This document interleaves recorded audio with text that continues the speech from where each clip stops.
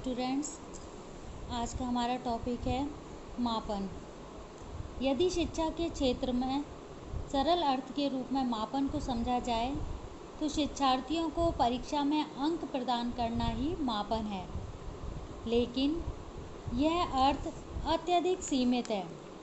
इसके स्थान पर यदि यह कहा जाए कि मापन किसी भी अवलोकन को परिमाण रूप से व्यक्त करना ही या भौतिक पदार्थ के गुण अथवा विशेषताओं के परिमाण को अंक रूप देना मापन है, तो अत्यधिक उपयुक्त होगा, क्योंकि यह कथन थॉर्नडाइक के कथन जो कुछ अस्तित्व में है उसका अस्तित्व कुछ परिमाण में होता है और जो कुछ परिमाण में होता है उसका मापन किया जा सकता है से सीधा संबंध रखता है। मापन मुख्यतः निम्न कार्य करता है, जिसमें पहला है वर्गीकरण, फिर पूर्व कथन, तुलना, निर्देशन एवं परामर्श, निदान और अन्वेषण। अब हम इनको एक एक करके समझते हैं, जिसमें पहला है वर्गीकरण। किसी कार्य की सफलता के लिए आवश्यक है कि किया जाने वाला कार्य व्यवस्थित हो। मापन कार्य को व्यवस्थित रूप देने के लिए वर्गीकरण करने में सहायता प्रदान करता है।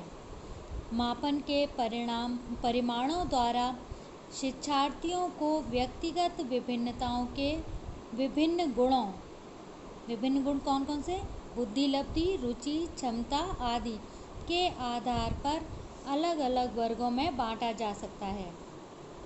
इस प्रकार शिक्षार्थियों का विषय विशेष में प्रवेश लेना, कक्षा का निर्धारण किया जाना, श्रेणी प्रदान करना आदि कार्य किए जा सकते हैं। अब दूसरा है पूर्व कथन। समाज में किसी भी भूमिका का निर्वाह कर रहा व्यक्ति कोई न कोई निर्णय अवश्य लेता रहता है। जैसे व्यापारी निर्णय लेता है कि किस कर्मचारी को रखा जाए, कहाँ से माल खरीदकर बेचा जाए जिससे अधिक लाभ प्राप्त हो। शिक्षक निर्णय लेता है कि शिक्षार्थियों को कैसे सरलता से अधिगम कराया जाए। इस प्रकार प्रत्येक निर्णय में पूर्व कथन निहित है। साधारणतः बालक को विषय विशेष की शिक्षा प्रदान करने से पूर्व परीक्षण और परीक्षणों के आधार पर कथन के द्वारा निर्णय लिया जाता है। अब तीसरा है तुलना।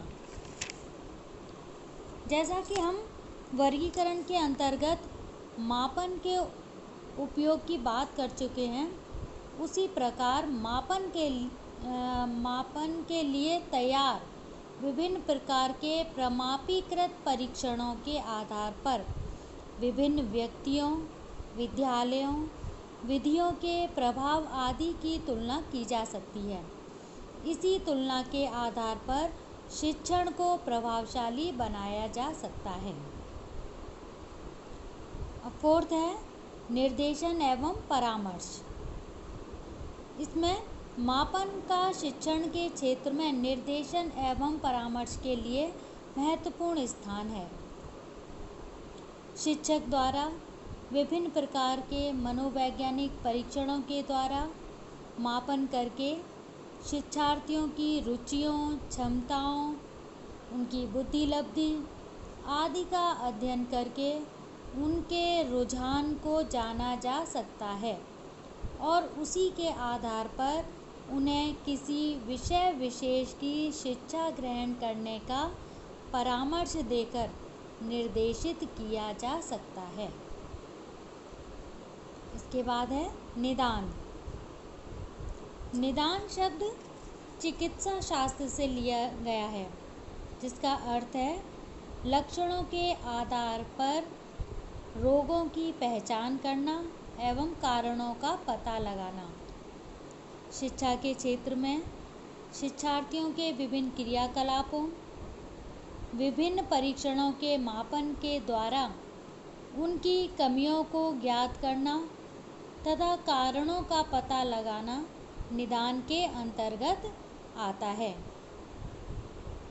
विषयों का मापन करके किसी विषय विशेष में कमजोरी के कारणों का पता लगाया जा सकता है तथा अन्य विधियों के प्रयोग से उस कमजोरी को दूर किया जा सकता है।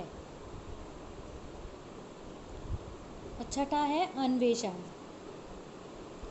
शिक्षा के क्षेत्र में अनुसंधान का प्रयोग बढ़ता ही जा रहा है और अब तो स्थिति यह है कि कोई भी अनुसंधान मापन के उपयोग के बिना अधूरा ही रहता है।